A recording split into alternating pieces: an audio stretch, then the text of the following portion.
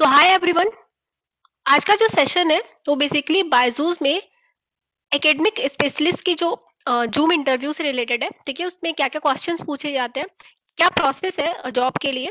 ठीक है, ये पूरा सेशन उस पर बेस्ड है। बहुत सारे क्वेश्चंस आए थे, क्वेरी आई थी, तो एक पूरा वीडियो रिलेटेड है पूरा बायजूस के एकेडमिक स्पेशलिस्ट जो बेसिकली 4 to 10th स्टैंडर्ड के लिए था। ठीक है, ये जो वीडियो है ये मेरा पर्सनल एक्सपीरियंस का वीडियो है।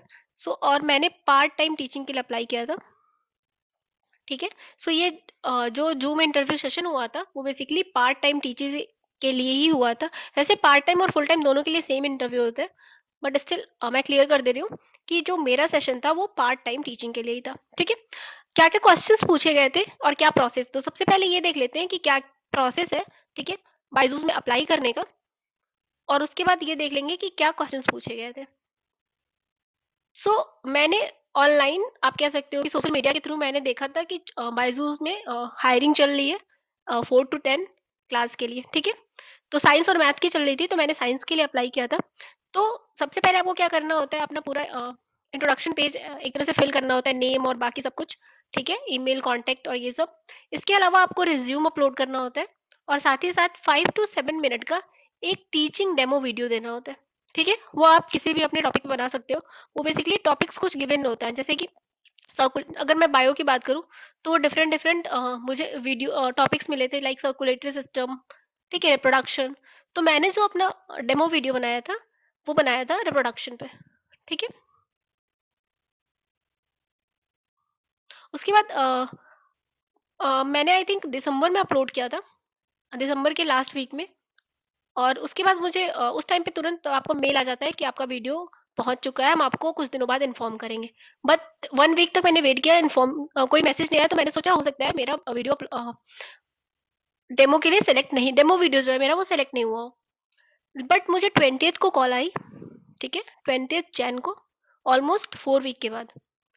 ठीक है, और फिर आपको मुझे बताया गया कि आपका डेमो वीडियो जो था वो सेलेक्ट हो गया है, तो हम आपका 21 को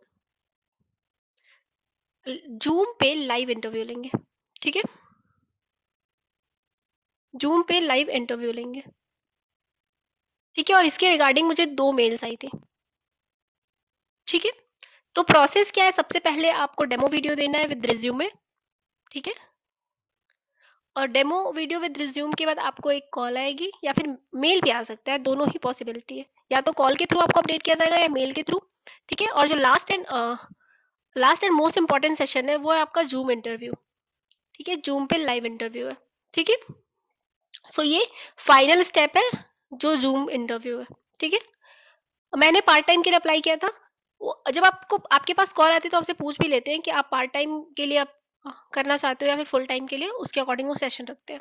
ठीक है, अब जो मेल आया था उसमें क्या क्या मेंशन था, देखो 2 मेल आती हैं, एक तो आपको टाइम और जूम वीडियो का लिंक होता है। ठीक है, लिंक होता है जिसपे आप जूम वीडियो ज्वाइन करने वाले होते हो। ठीक है, और एक मेल होता है कि उसमें लिखा होता है कि आपको एक लाइव वर्बल टीचिंग डेमो देना है, 5 to 7 मिनट का, 7 to 10, मतलब 5 to 10 मिनट का। ठीक है, और इसमें आपको या तो व्हाइट बोर्ड यूज कर सकते हो। ठीक है, या तो फिर आप पेन पेपर यूज कर सकते हो, लेकिन आपको पीपीटी नहीं बनाना है। ठीक है, कोई भी पीपीटी और पीडीएफ बना के रिप्रेजेंट नहीं करना है आपको। ठीक है, मतलब वो लाइव इंटरेक्शन होगा। आप नॉर्मल वर्बल डेमो भी दे सकते हो, मतलब without pen and paper use किए और विदाउट व्हाइट बोर्ड यूज किए। जैसे कि मैंने कुछ भी यूज नहीं किया था, मैंने ना तो व्हाइट बोर्ड यूज किया था और ना ही पेन पेपर यूज किया था। ठीक है, मैंने वर्बल डेमो दिया था। ठीक है, उसके बाद वो आपसे उस वीडियो से रिलेटेड क्वेश्चंस पूछते हैं, और साथ ही साथ अगर आप साइंस से हो, ठीक है, तो साइंस के जो 3 ब्रांच है, ठीक है, फिजिक्स केमिस्ट्री और बायो, तीनों ही सेक्शन से क्वेश्चन होंगे।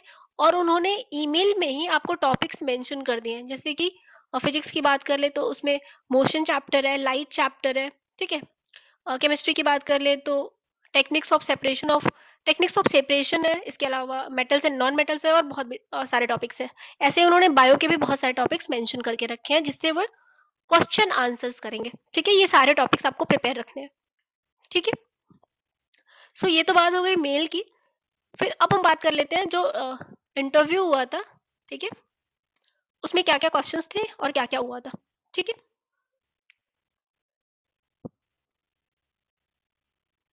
सो फर्स्टली तो इंट्रोडक्शन सेशन हुआ था, ठीक है।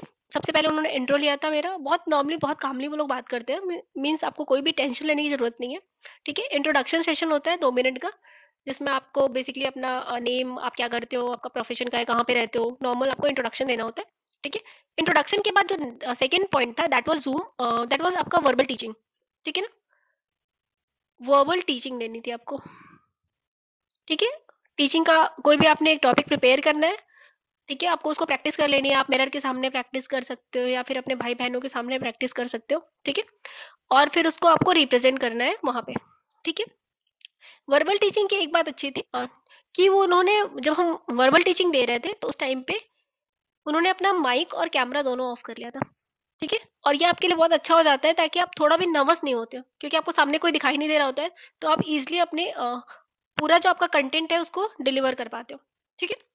सो ये काफी अच्छी बात थी कि उन्होंने कैमरा और माइक ऑफ कर लिया था। उसके बाद जो थर्ड राउंड है that is question answer round, ठीक है।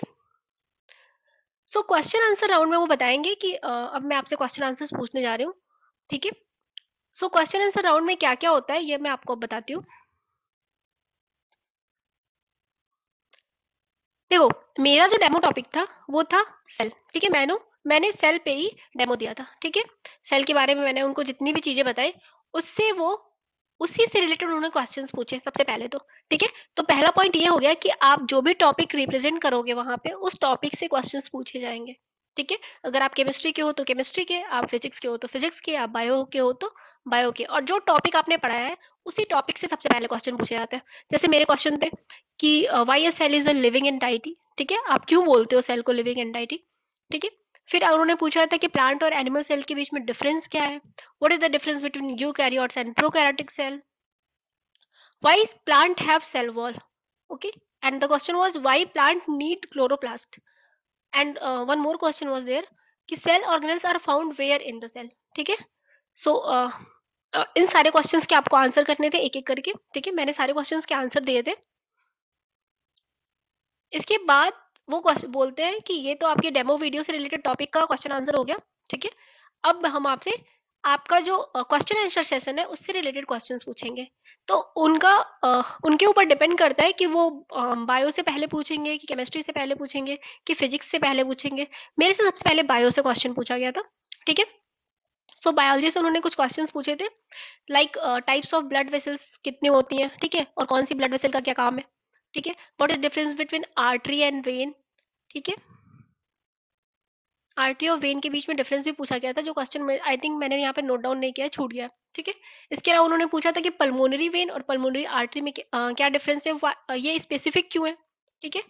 One more thing, all the conversation will be in English, okay. Next एक क्वेश्चन था what is transpiration, and one more question was there like is pollination and fertilization same, if not why, what is the difference between pollination and fertilization, you can say, okay. इसके अलावा था what occurs in respiration, ठीक है। so you can say oxidation occurs, oxidation and reduction occurs, ठीक है। so ये questions थे question answer and answer topic से जो मेरे बायोलॉजी के क्वेश्चंस थे, ठीक है। बायोलॉजी के अलावा फिजिक्स और केमिस्ट्री के भी क्वेश्चंस थे, ठीक है, जो मैंने यहाँ पे नोट डाउन किए। मैंने बायोलॉजी के सारे क्वेश्चंस के आंसर दिए थे, ठीक है। अब ये केमिस्ट्री का क्वेश्चन है। केमिस्ट्री में जो एटॉमिक चैप्टर है, ठीक है ना, एटम के बारे में पूरा एटॉमिक स्ट्रक्चर जो चैप्टर है वो आप बहुत अच्छे से पढ़ गया ना, क्योंकि उससे बहुत सारे क्वेश्चंस हुए थे, ठीक है। उन्होंने सबसे पहले तो मुझसे यही पूछा था कि रदरफोर्ड का जो एक्सपेरिमेंट है वो किस कॉन्सेप्ट से रिलेटेड है, या फिर रदरफोर्ड अपने एक्सपेरिमेंट में करते क्या थे। तो आपको पता होगा कि अल्फा अल्फा पार्टिकल के बारे में से रिलेटेड था इनका एक्सपेरिमेंट, ठीक है। फिर उन्होंने क्वेश्चन पूछा था कि रदरफोर्ड का जो एक्सपेरिमेंट है उससे क्या कंक्लूजन निकलता है, ठीक है, उससे किस चीज की डिस्कवरी के बारे में उन्होंने एक्सप्लेन किया था, या फिर ऐसे क्वेश्चन थे, ठीक है। उसके बाद उन्होंने एक और क्वेश्चन पूछा था how many maximum number of electrons could be found in any shell, ठीक है। The next question was what is density, tell me about two metals, and this type of questions were there, ठीक है। एक दो question मुझे शायद याद नहीं है, पर maximum I think 6 to 7 question थे, इससे ज्यादा क्वेश्चंस नहीं पूछे गए थे, ठीक है। इसमें से मैंने एक क्वेश्चन का आंसर नहीं किया था। अब फिजिक्स की बात कर लेते हैं, ठीक है। तो फिजिक्स में मेरे से बहुत सारे क्वेश्चंस नहीं पूछे थे उन्होंने, 4 to 5 क्वेश्चन पूछे थे। जितने क्वेश्चंस मुझे रिकॉल थे वो मैंने यहाँ पे लिखे हुए हैं। The first question was why electrons flow opposite to the direction of current. ठीक है। Second question was what happened when light is incident on normal, और इसी से रिलेटेड उन्होंने फिर रिफ्लेक्शन क्या होता है, रिफ्रैक्शन क्या होता है, उससे रिलेटेड क्वेश्चंस पूछे। ठीक है। And after that she asked me about what home circuit is in parallel or in series combination. That was my last question.